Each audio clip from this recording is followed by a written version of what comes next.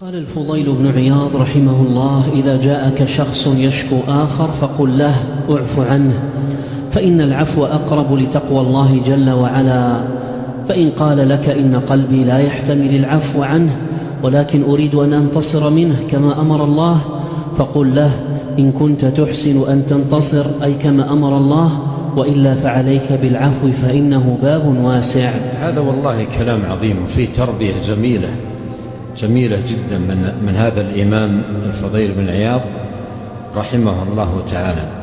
يقول ناصحا: إذا جاءك شخص يشكو آخر، يأتيك ويقول لك فلان فعل بي كذا وفعل بي كذا وآذاني في كذا وفي الوقت كذا فعل كذا، ويعدد عليك شكايات من ذلك الشخص، فقل له اعف عنه.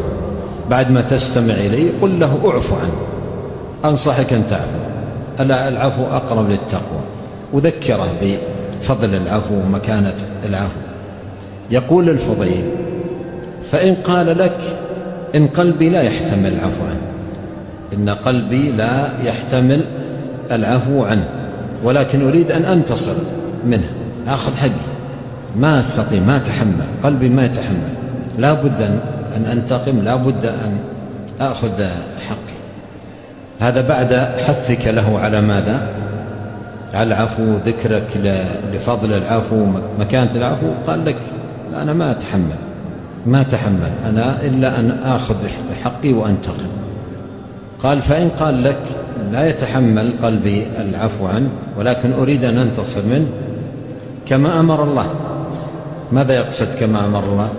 وإن عاقبتم فعاقبوا بمثل ما عوقبتم به.